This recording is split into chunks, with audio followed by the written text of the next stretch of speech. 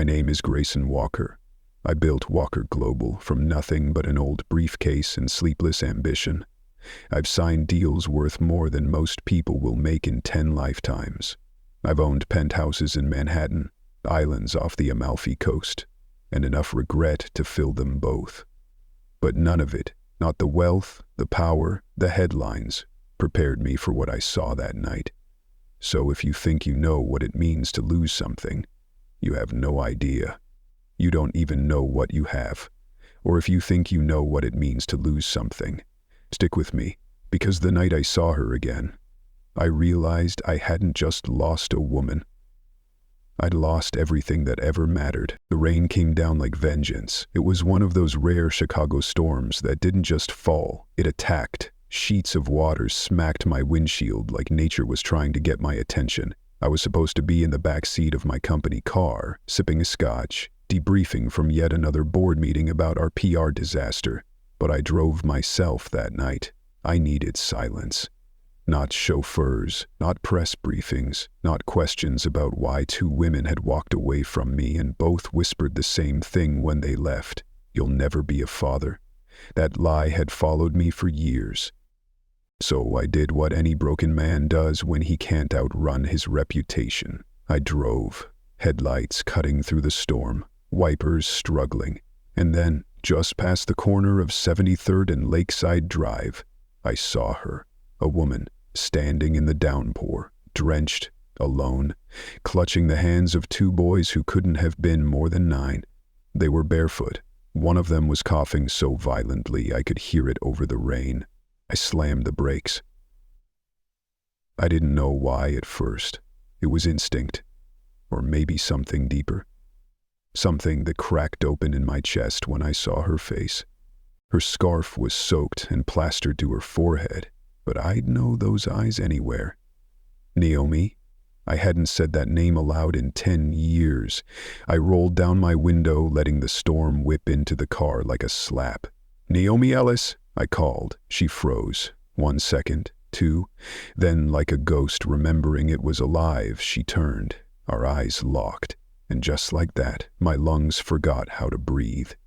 She stepped toward the car slowly, the twins clinging to her like shadows. Her movements weren't fast or frantic. They were deliberate, heavy, like each footstep carried a decade's worth of silence. When she reached the window, she didn't smile, didn't blink. She just looked at me and said, "Thank you for destroying my life." I blinked. What? Before I could ask more, the boy to her left coughed again, harder this time. His knees buckled. The other twin clutched Naomi's leg, eyes wide with panic. And in that moment, I didn't care what she meant. I didn't care why she looked at me like I was the villain in her nightmares. I just knew one thing. I needed to get them out of the rain. "Get in," I said, hitting the unlock button. Now, she hesitated for a heartbeat. Then, without a word, she opened the door and ushered the boys into the back seat. She didn't ask where we were going. She just held them close and let the door shut behind her. As I made a hard U-turn and sped toward Chicago General's private wing, my hands gripped the steering wheel so tight my knuckles went white. I peeked at them in the rearview mirror. The boys were shivering, wrapped in their mother's arms. Their faces were pale, tired. One of them had my chin. God, no. It couldn't be. Could it? I hadn't seen Naomi since that night at the gala. I was drunk. She was working the catering floor. I remember bits, her helping me to my car, refusing to let me drive. Then flashes, her voice, the smell of lavender, a hand on my chest, and then nothing. I never called her, never asked her last name. She disappeared into the folds of my memory like a single drop of rain, and now, 10 years later, she was sitting in my car, soaked, furious, and holding 2 little boys who looked like they belonged in my family photo. I didn't speak, neither did she, but my heart knew what my brain was too terrified to say. They're mine. Now, before I take you further into this story, ask yourself, What would you do if a woman from your past appeared on a stormy night holding the children you never knew existed? Because this is where my story truly begins, and trust me, it only gets darker from here. I've closed billion-dollar deals in glass towers. I've faced down press vultures, political donors, and entire boards trying to dethrone me. But nothing shakes a man like the sound of a child coughing in the back seat, especially when that child might be your son. The emergency room at Chicago General didn't care who you were, not even me. The nurses barely glanced up as I stormed in, soaking wet, carrying a boy who felt too light for his age. Naomi followed, her other son clinging to her hip like he was fused there. I shouted, demanded, offered to buy the whole damn hospital if someone didn't see them now. A pediatric team took over, ushering the twins behind glass doors while Naomi and I stood in the hallway, two statues sculpted from regret. I watched her from the corner of my eye. She didn't speak, didn't cry. She just stared through the glass like she'd been here before, too many times. The way she held herself, tight, unshakable, exhausted, told me more than words ever could. She'd done this alone, for years, and I'd been nowhere. I don't remember sitting down, but at some point I did. Elbows on knees, head in hands. "Grayson," Naomi said quietly, not looking at me. "I'm sorry," I whispered. She let out a soft, bitter laugh. "Don't apologize because you're confused. That's not remorse. That's guilt." I looked at her then, really looked. Her face hadn't aged much, but her eyes had. They weren't soft like before. They were calloused. "I searched for you," I said. "I tried." "When?" she asked. "After your second glass of champagne? Before you flew to Dubai for that expansion deal? Be honest." I said nothing. She nodded. "Exactly." The doors behind us swung open. A doctor stepped out. Gray hair, sharp eyes. "Mr. Walker," he said, voice low. "May I speak with you privately?" Naomi tensed. I stood. He led me to a quiet side office, closed the door, and took out a folder. "We stabilized them," he said. "Malnutrition, residual pneumonia. But that's not why I called you in." He slid a page toward me. "DNA report." I stared at it. "This can't be." "It is," he said gently. "A full paternity match. Both boys. You are their biological father." The room tipped sideways. I staggered back, grabbing the desk like it could anchor me. "You sure? 100%? I sat down, but it felt more like collapse. My body just gave up. "They're mine," I whispered. Tears came fast, hot, no permission asked. I'd spent years being told I was broken, that my bloodline ended with me. But they were wrong. I had sons, not one, two. I laughed and sobbed at the same time. It sounded like madness. Maybe it was, because the moment I said it out loud, "They're mine," I stopped being a billionaire. I became a father. I stumbled back into the waiting room, eyes burning. Naomi stood as I approached. "They're mine," I said. Her expression didn't change. "I know," she replied. "You knew all along." She crossed her arms. "What choice did I have? You vanished. No phone number, no last name I could trace. You think I wanted this? Raising twins in a one-bedroom apartment? Trading my nursing textbooks for diapers? I scrubbed floors for minimum wage, Grayson. I begged for food stamps while you bought yachts. I didn't know. You didn't care." That one landed like a punch. I opened my mouth, closed it again. What could I say? She shook her head, exhaustion etched in every word. "You don't get to be the hero just because you showed up now." I nodded slowly. She was right. A nurse appeared, gently calling us into the room. The twins lay in hospital beds, IVs in their arms. Their chests rose and fell, finally at peace.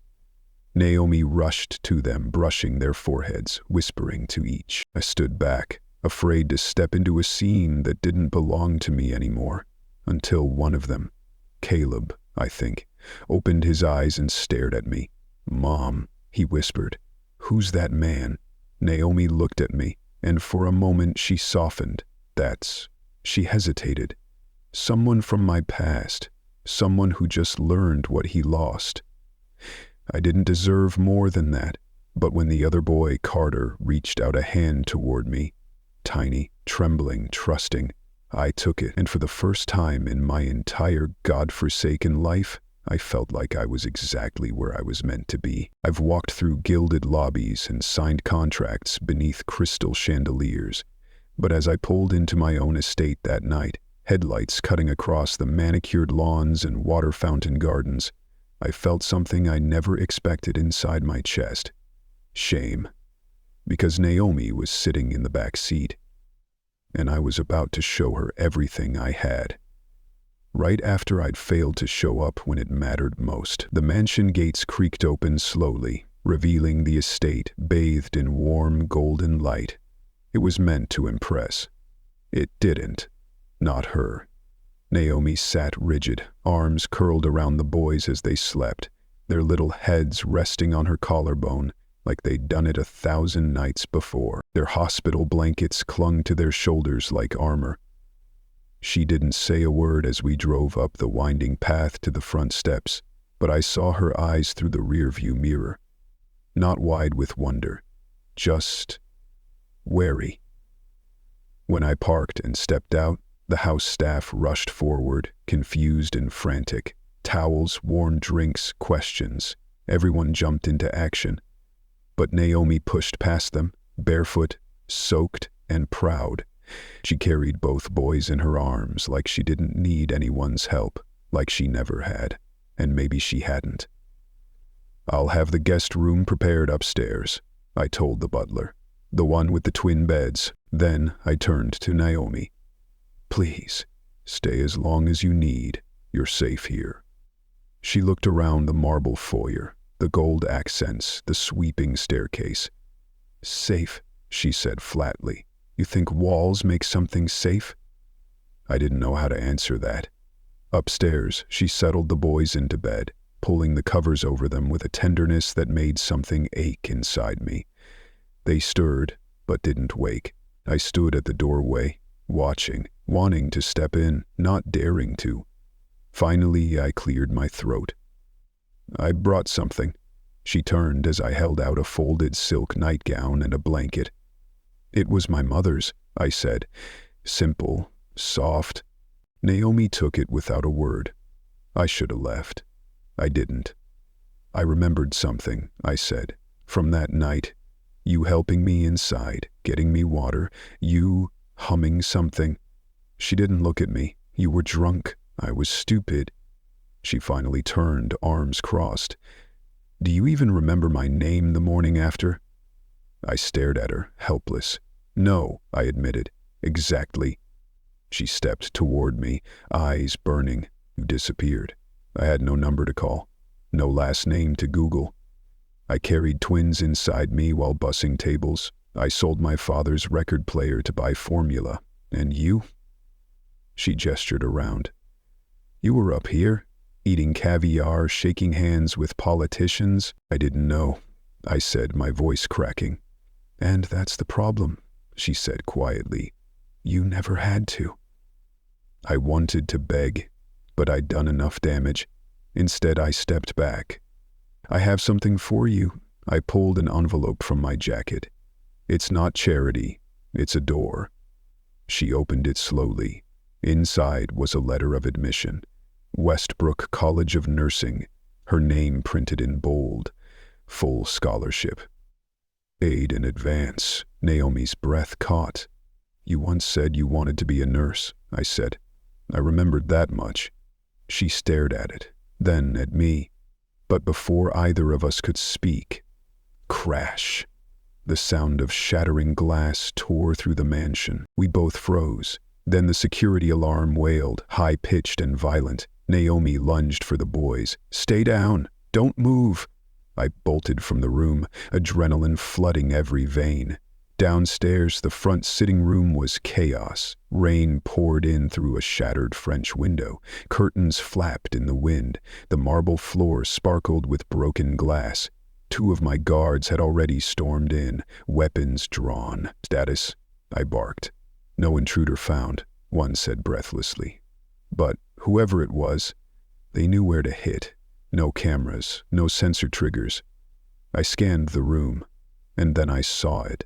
Something small, gleaming in the broken glass. I knelt down and picked it up. A ring, gold, engraved with initials I knew too well. L.W. My blood turned to ice. "Logan," I whispered. "My brother. The one who vanished. The one who swore vengeance the day our father left everything to me. The one who once told me, 'I don't get even, Grayson. I get what I'm owed.' And now?" He was back. I stood alone in that shattered room, the cold rain creeping in, and I realized my house wasn't safe. My wealth wasn't protection. And the war I thought I'd buried a decade ago just walked in through my window. The moment I held that ring in my hand, the past clawed its way back from the grave. Logan Walker, my half-brother, my father's favorite, until the day the mask fell. He had always said he was owed something. Now he'd come to collect. I didn't sleep that night. I sat in the surveillance room watching camera feeds on repeat, hoping for a face that never appeared.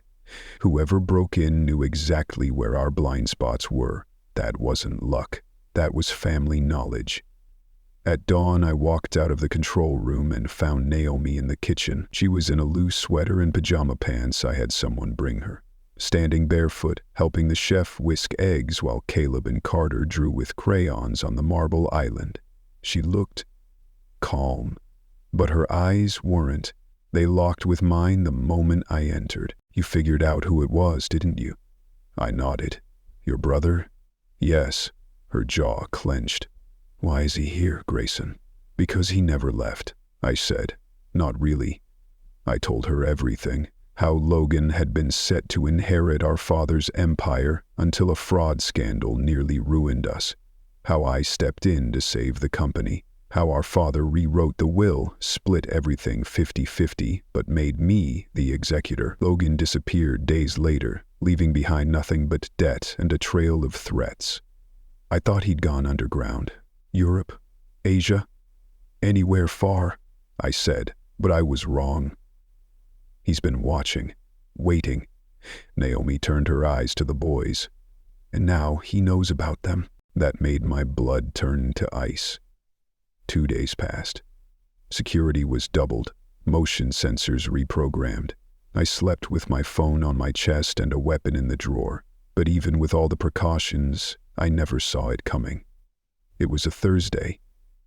Naomi had gone to her first nursing class. Something I encouraged, something she deserved. I stayed home with the boys. We built model planes, watched cartoons, and baked something that ended up as burned sugar. When Naomi returned, she was glowing, laughing even. It was the first time I saw her smile like that, and it was the last for a long time. 3 days later, she came back from class to a house that felt off. No guards at the gate, no maid to greet her. The lights flickered. The air was too still. "Grayson?" she called. Nothing. "Caleb? Carter?"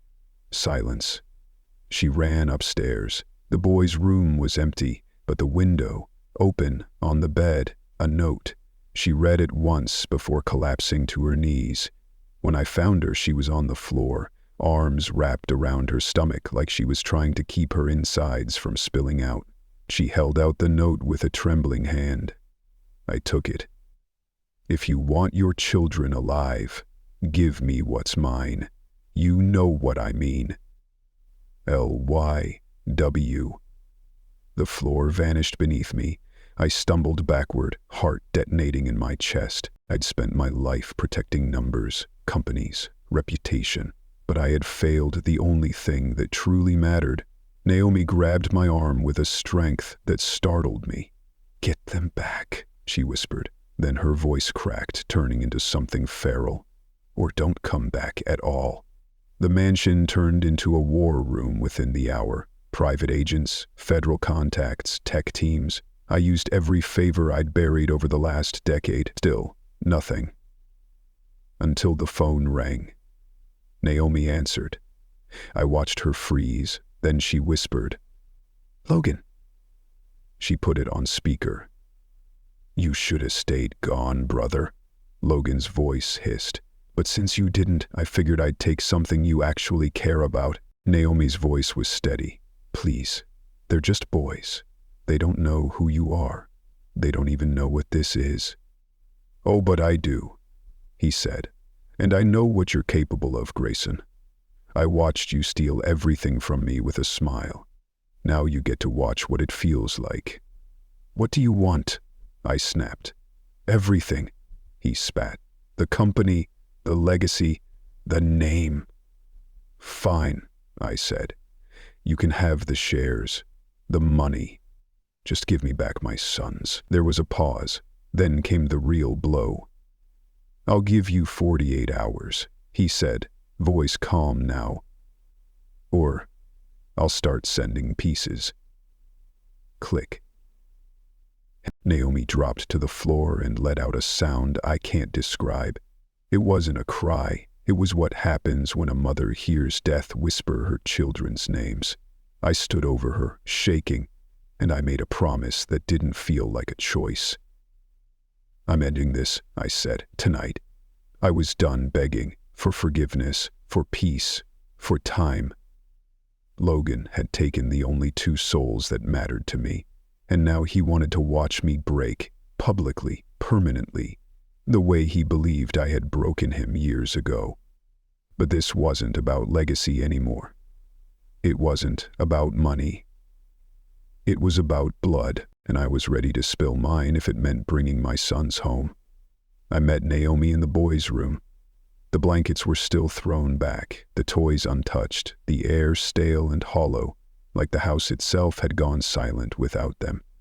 She sat on the edge of Caleb's bed, holding one of his tiny socks in her fist, shaking. "I'm going to meet him," I said. Her head snapped up. "No, you can't go alone. That's exactly what he wants." I crouched in front of her. "He won't hurt them. Not until he sees me crawl. That's not a comfort, Grayson. That's a deadline."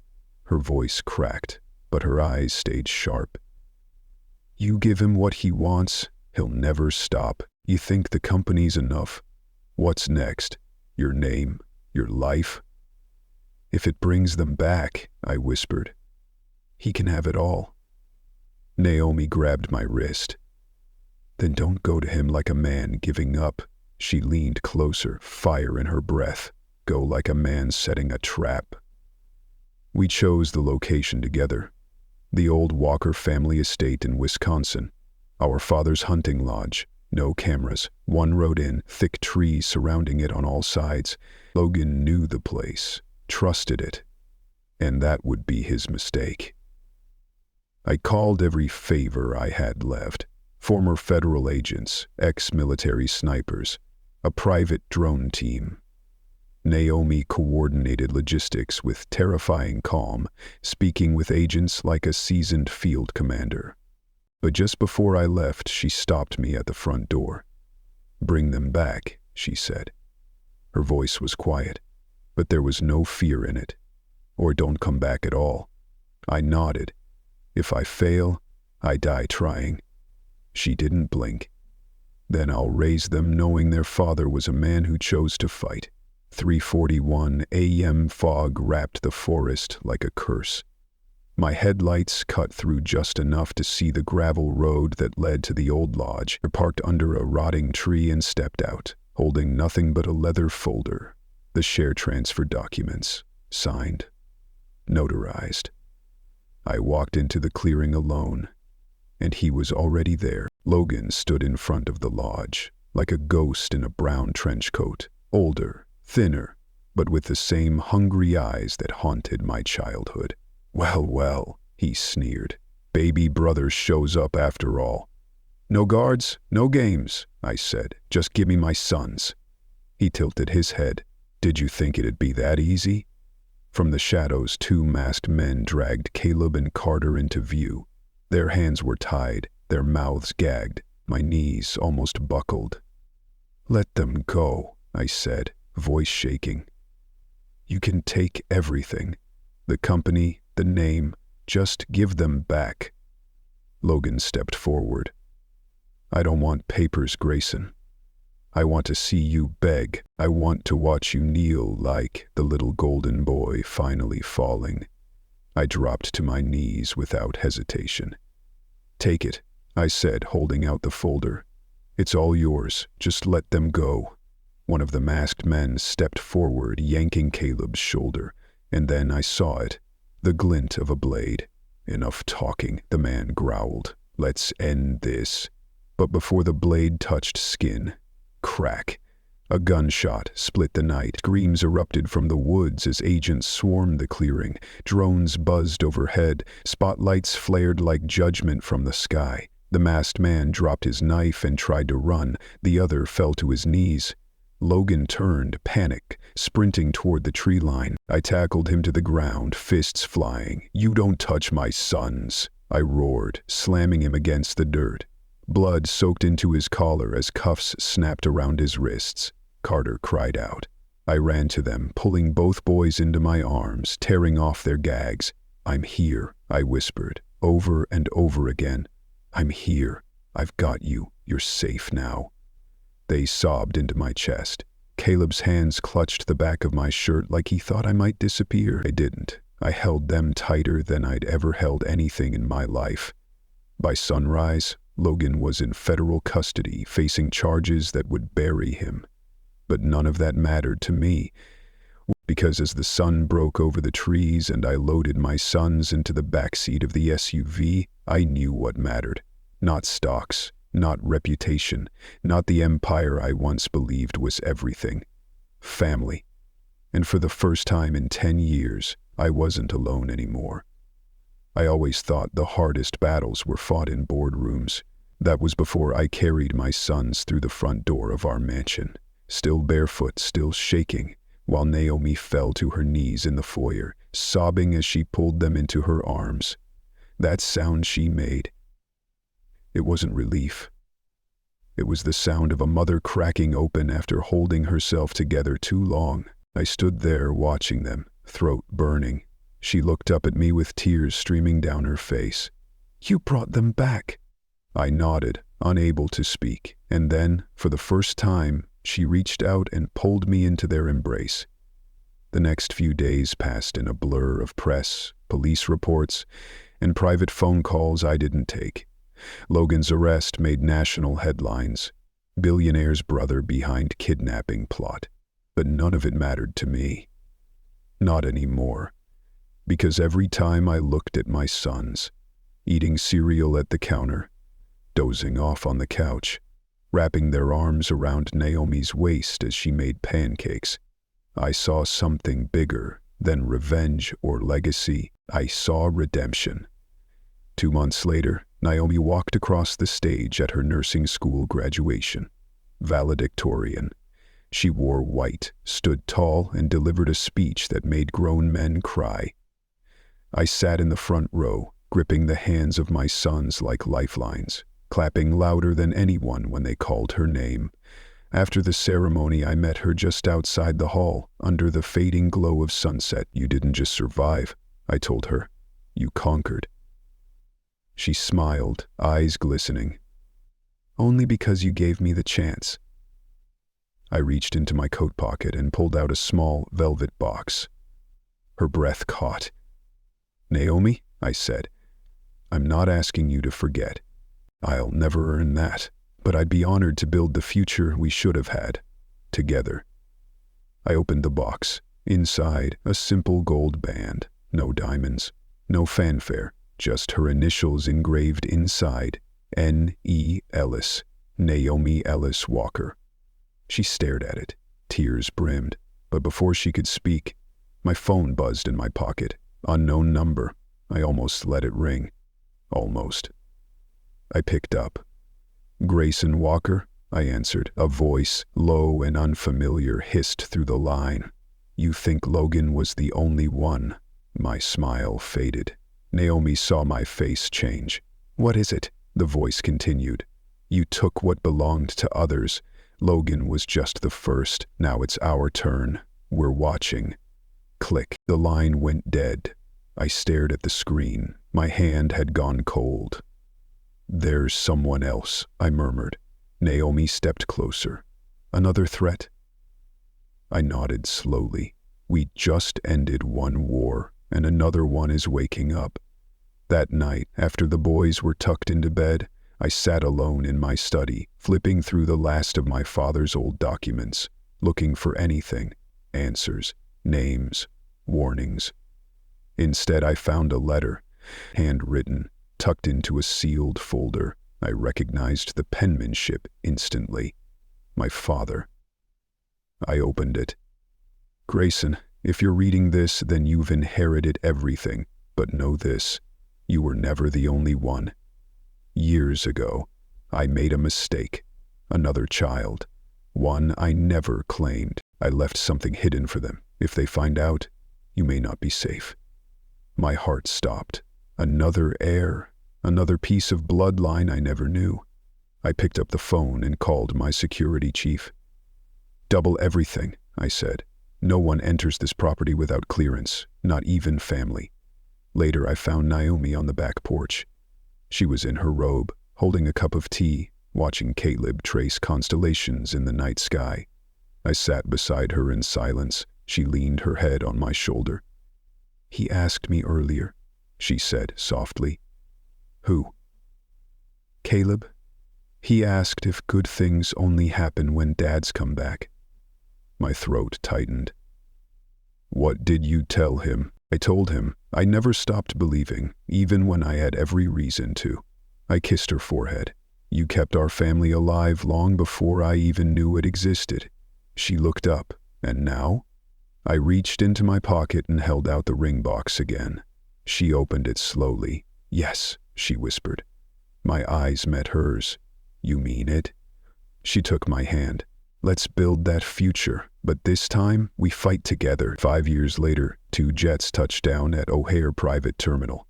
Caleb and Carter stepped out in matching aviation uniforms, fully licensed pilots at just 21, the youngest in their program's history. Reporters clamored for photos. Headlines blazed across morning shows. From street beggars to skies, the Walker twins fly high. Across the tarmac, Naomi stood in her crisp medical scrubs, now chief of maternity at Chicago General. I stood beside her, arm around her waist. Our sons walked toward us, pride in every step. And as they reached us, I pulled Naomi close and whispered, I thought I ruined your life, but you, and those boys, you saved mine. She smiled, soft, real.